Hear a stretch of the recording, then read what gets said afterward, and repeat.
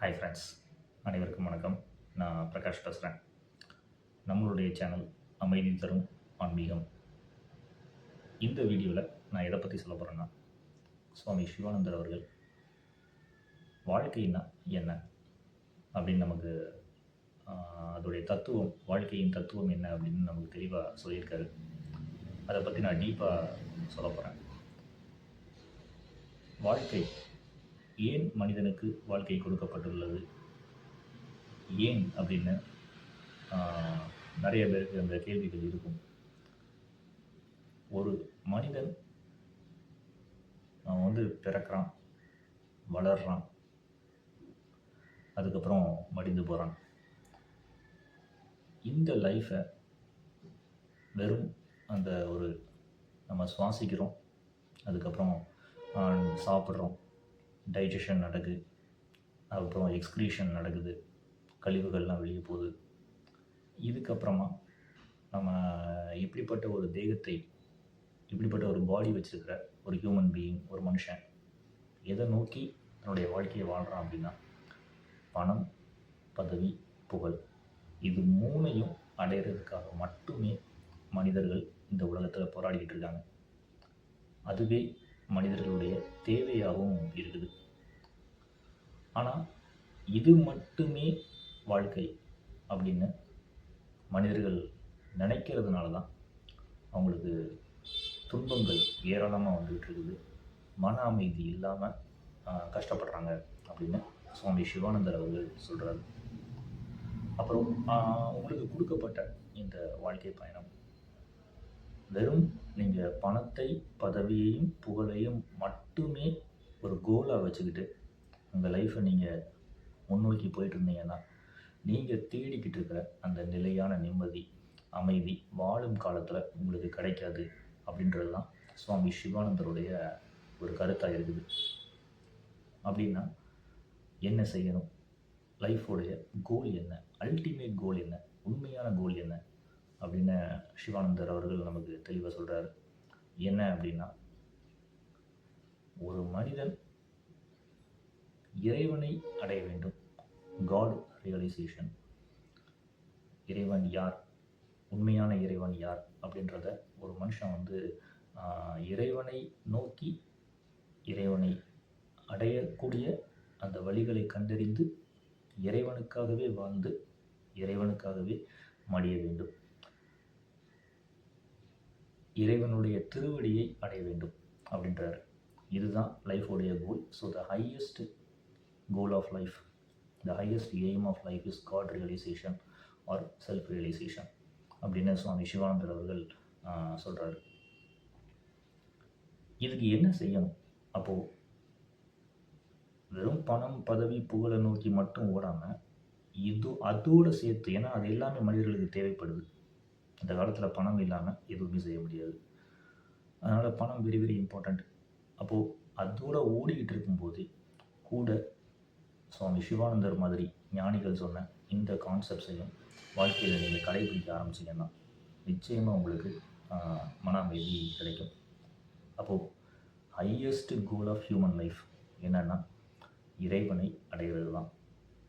அப்போது நீங்கள் பணத்தை நோக்கி நீங்கள் ஓடிக்கொண்டிருக்கும் போதே கூட யாரையும் கையில் வச்சுருக்கணும் அப்படின்னா, அந்த இறைவனை அடைவதே என் வாழ்வின் நோக்கம் அப்படின்றதையும் நீங்கள் சைடில் நீங்கள் உங்கள் மனசில் இன்னொரு பக்கமும் ஓட விடணும்.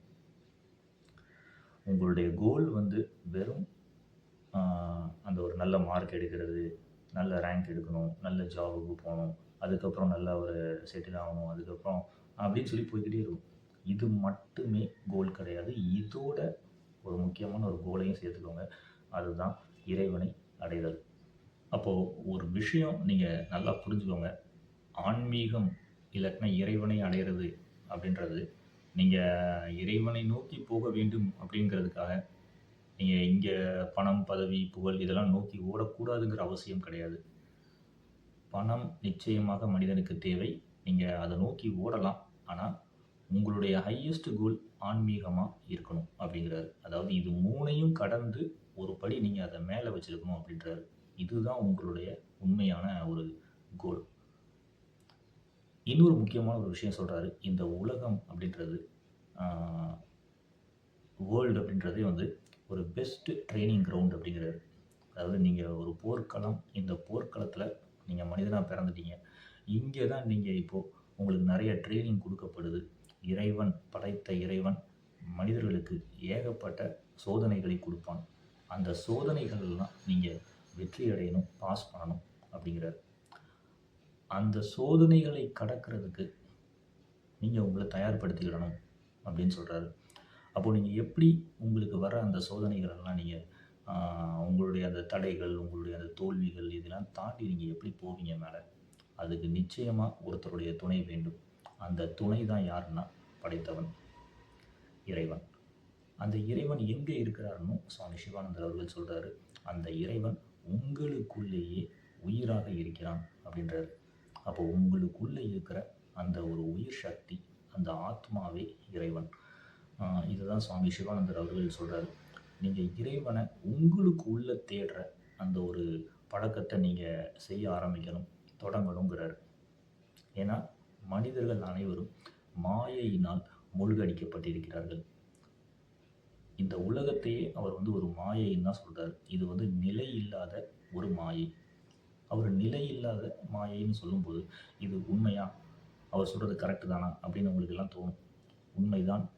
ஏன்னா நம்மளே கண்கூட பார்த்துக்கிட்டு இருக்கோம். ஒரு மனிதன் பிறக்கிறான், வளர்றான், கட்டாயமாக அவனுக்கு முடிவுன்னு ஒன்று இருக்குது.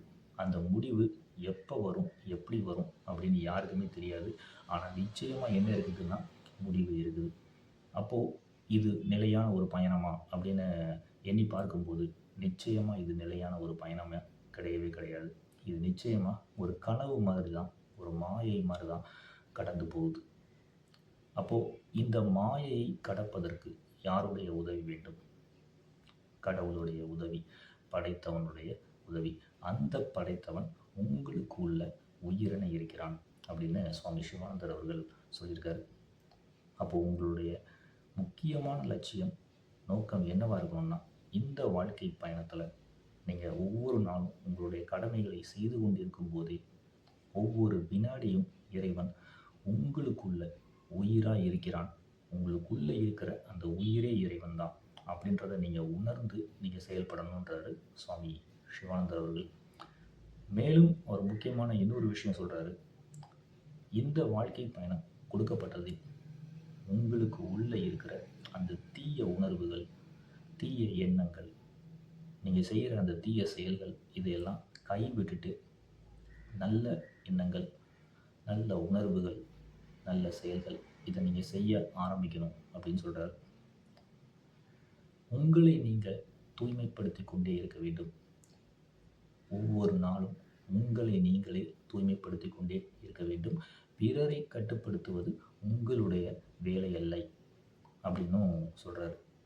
அதாவது இப்போ மனிதர்கள் எல்லாமே எடுத்துக்கிட்டோம் அப்படின்னா என்ன பண்ணுவாங்கன்னா, மற்றவங்களை தன்னுடைய கட்டுப்பாட்டுக்குள்ளே கொண்டு வரணும் அப்படின்றது தான் மெயின் நோக்கமாக இருக்கும்.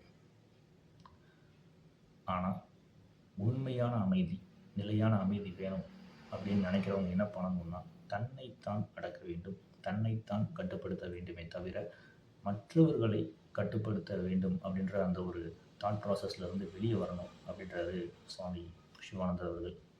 இதையெல்லாம் செய்கிறதுக்கு உங்களுடைய மனசை, அந்த மைண்டை நீங்கள் கண்ட்ரோல் பண்ணணும், டியூன் பண்ணணும். அடக்க முடியாத இந்த மனசை எப்படி அடக்கிறது?